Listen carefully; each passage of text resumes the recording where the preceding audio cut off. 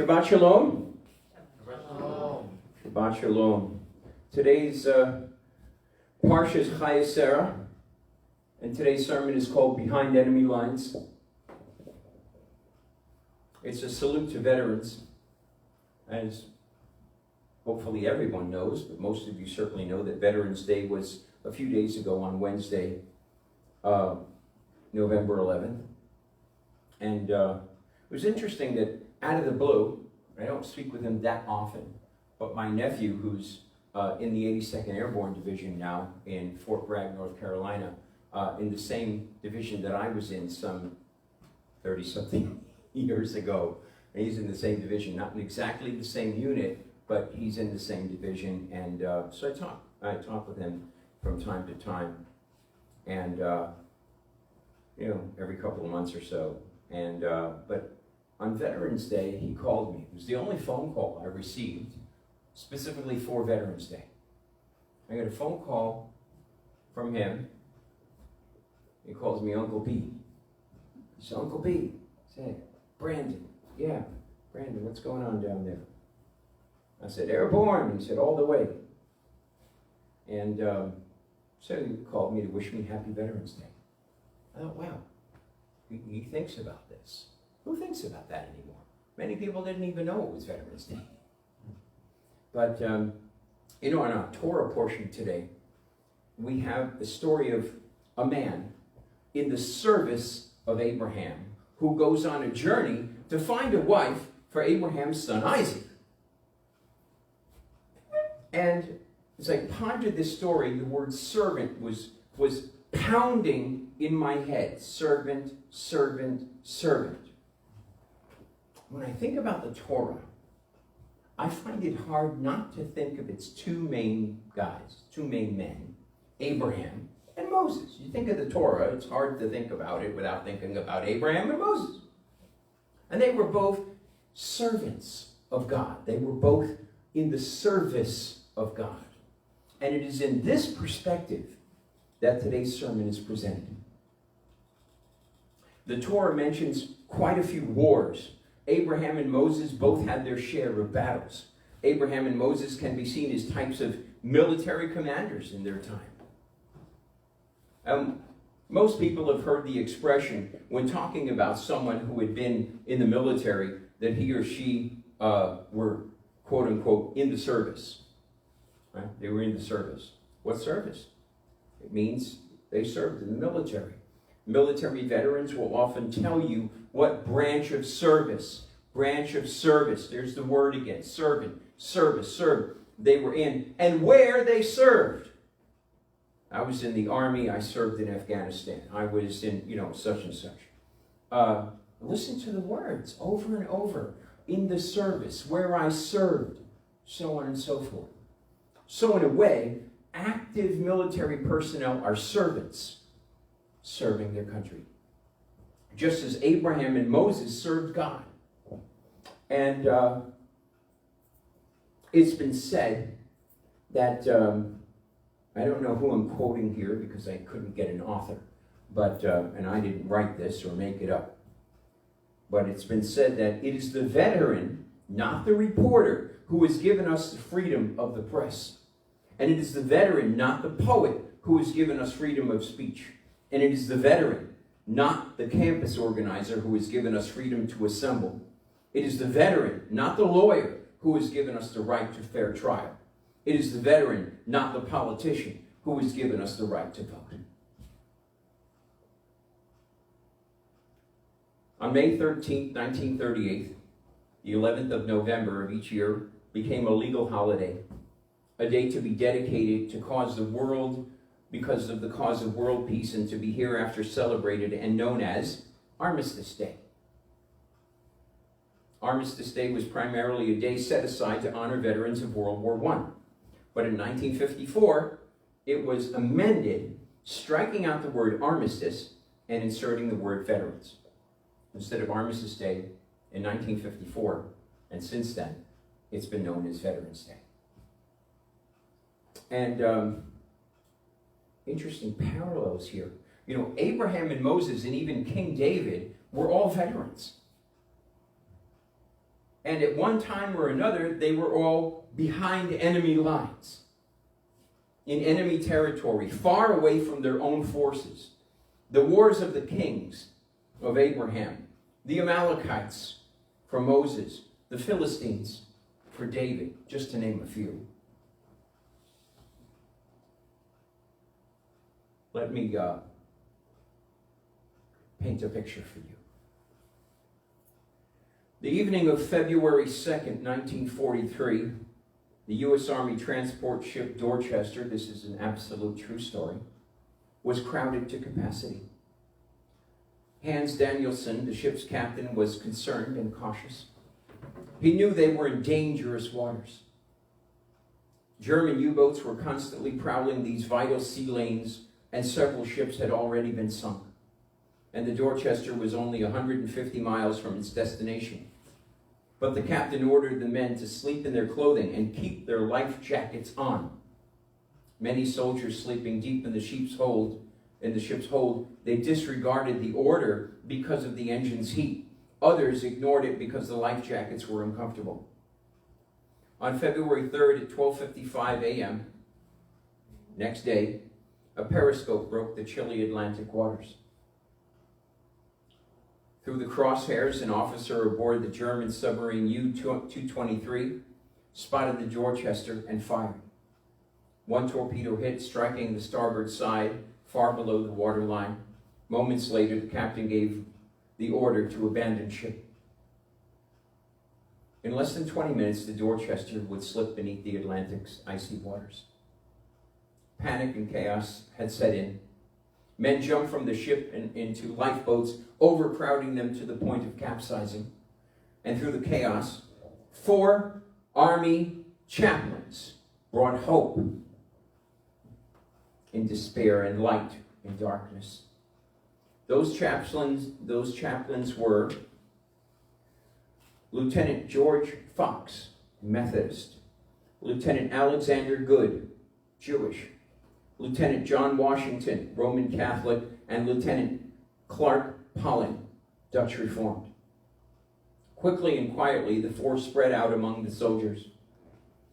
There, and the sailors, there they tried to calm the frightened, tend the wounded, and guide the disoriented towards safety.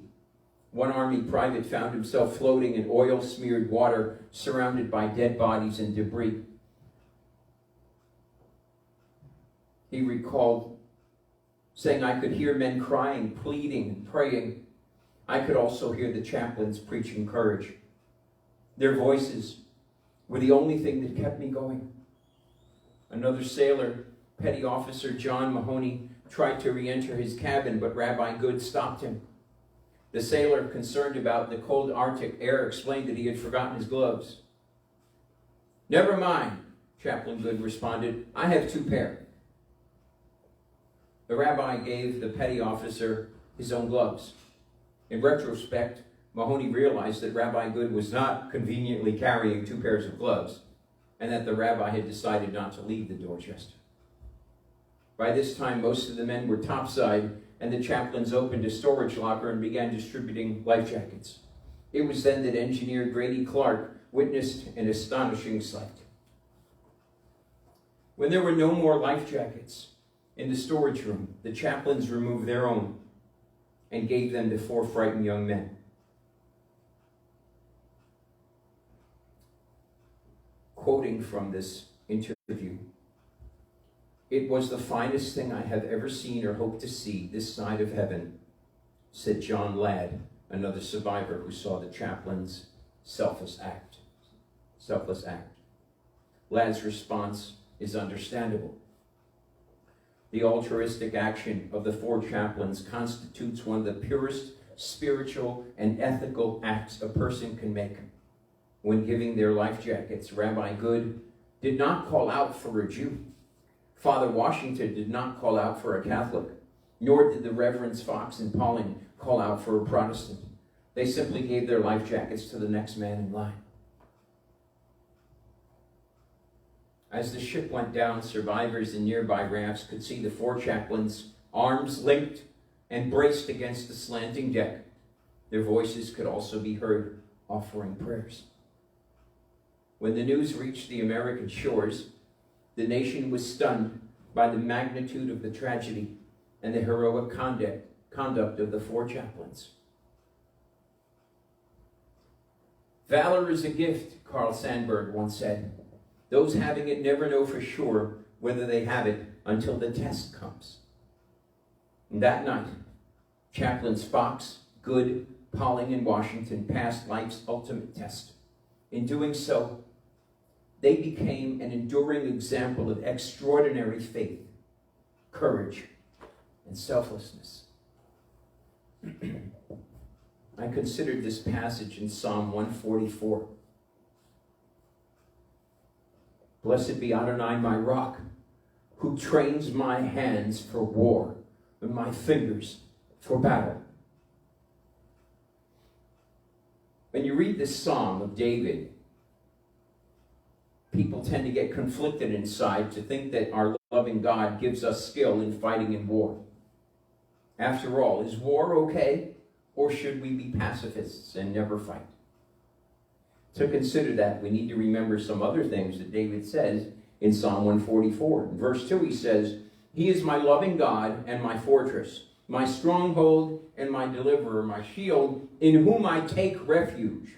And in verses 6 and 7, David looks to God for deliverance. He says, Flash forth lightning and scatter them. Send out your arrows and confuse them. Stretch forth your hands from on high. Snatch me, deliver me out of the deep waters, out of the hand of foreigners. But I believe the key to consider in this psalm is verses 12, 13, and 14, where we see the reason for war. It says, There our sons will be like plants nurtured in their youth, our daughters like corner pillars carved for the construction of a palace. Our storehouses are full, supplying every kind of produce. Our flocks increase by thousands and 10,000s in our fields. Our oxen bear a heavy load, and there is no breach, no going into captivity, no outcry in our streets. David sees war as the means of protecting the safety of his family and his people, to keep from having the city overrun and families being taken prisoner and distress and turmoil. David fought in wars. David was a great military veteran. Today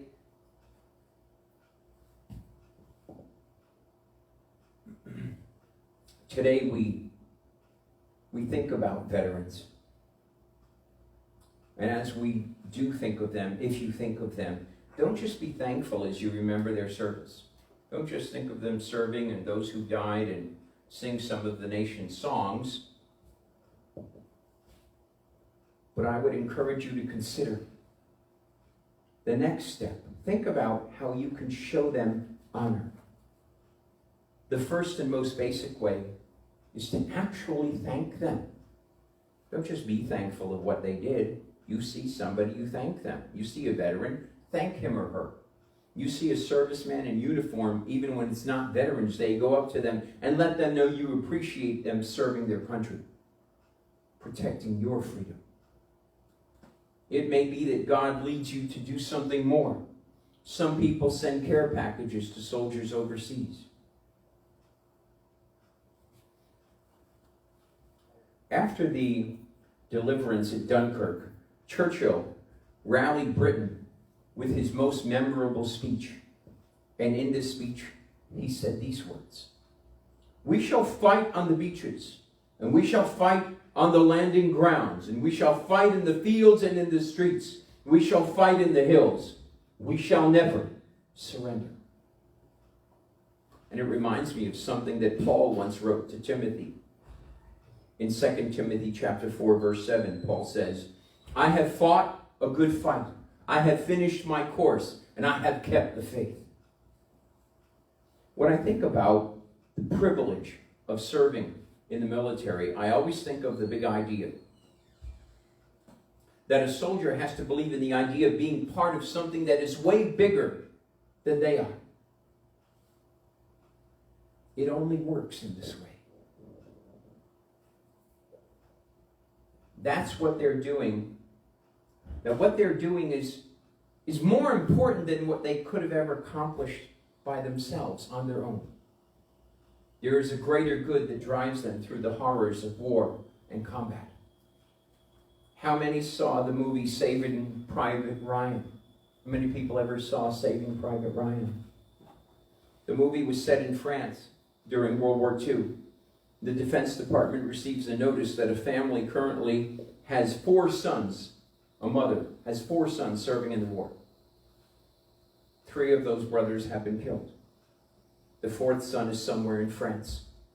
The army decides that no mother should suffer the tragedy of losing all 4 sons to war. So they send a team after this last son, Private Ryan. And the team must overcome countless obstacles, not to mention the enemy, in their search for Private Ryan. And along the way, members of their team are wounded and members of the team are killed. And they begin to ask the question, why is the life of this one private more important than the lives being sacrificed to bring him home? Why is his life more important than theirs? Tom Hanks is the leader of this outfit, made up of mostly U.S. Army Rangers. He's the leader of this outfit in search of Private Ryan, and he does his best to maintain the focus for his men.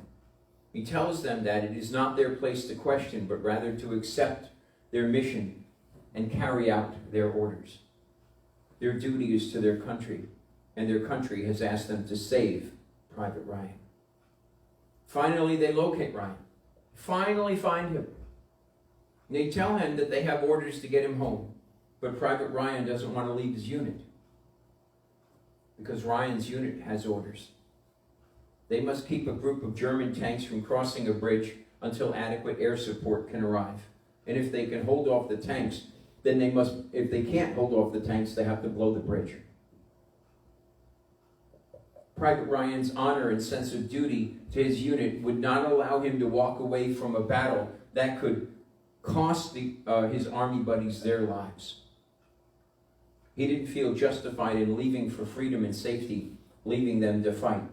And Private Ryan convinces Captain Miller, played by Tom Hanks, and his outfit to stay and fight. He promises to leave with them after the battle. Captain agrees, but only if Ryan will stay out of harm's way, so he can't make it back home. And a bloody battle follows in which many lives are lost. Hanks's entire outfit is killed. All of them. But they saved Private Ryan. There's a touching scene at the end. Captain Miller, Tom Hanks, is dying from his wounds, and Private Ryan comes to him. And Hanks tells him to go on. And then he says to Private Ryan, earn this. Earn this. In other words, go home and live in such a way that you deserve the lives sacrificed here to save you. And in Philippians chapter 1, verses 27 and 30, Paul is telling us to earn this. He says, only live your lives in a manner worthy of the good news of the Messiah. And then, whether I come to see you or I am absent, I may hear of you that you are standing firm in one spirit, striving side by side with one mind for the faith of the good news, and not being frightened in any way by your opponents. For them, this is a sign of destruction, but for you, salvation, and that from God. For to you was granted for Messiah's sake not only to trust in him, but also to suffer for his sake, experiencing the same struggle you saw in me, and now you are hearing in me. And in 2 Timothy chapter 2, verses 3 to 4, Paul says, accept your share in suffering, disgrace, as a good soldier of the Messiah, Yeshua. No soldier on duty gets involved with civilian affairs since he has to please his commanding officer. Saving Private Ryan ends by flashing forward about 50 years ahead. Private Ryan is now an old man. He's standing with his family at a cemetery for those killed in World War II. He's standing at the graveside of Tom Hanks' character, Captain Miller, and remembering those events in France at that day. And with tears running down his face, he turns to his wife and he asks, "Tell me I'm a good man." And today, we can choose to be part of God's army and follow his orders, his commands, or we can just assimilate into the world of the enemy, a world of evil. Make no mistake, we are right now behind enemy lines. The adversary is out to get every believer and trick him or her into going against God's commands. But you are not alone. You have buddy believers all around you. People from your congregation that you can call and you can talk about your challenges, your difficulties, your trials, and pray with them. James 5 verse 16 says this, "Confess your offenses to one another and pray for one another so that you may be healed." This is so powerful. Why are you not doing this? You absolutely need a prayer peer, a faith friend, a believer buddy. As I said, you are not alone in this battle. You have your believing friends, your congregation, your elders, your rabbi, the Holy Spirit, God's angels, and Messiah Yeshua. So yes, we are behind enemy lines, but we have everything that we need to live our lives as pleasing to God, as part of his kingdom. We have all the weapons we need, the armor, and the greatest army and commander of all. You are the soldiers of Messiah. And one day, with God's help, we will all be veterans in heaven. So to all believers, welcome into the army of God. And to all veterans who are out there, who might be listening, thank you for your service. May God bless all of our men and women in uniform, all of our veterans. God bless America and all of you. Shabbat Shalom.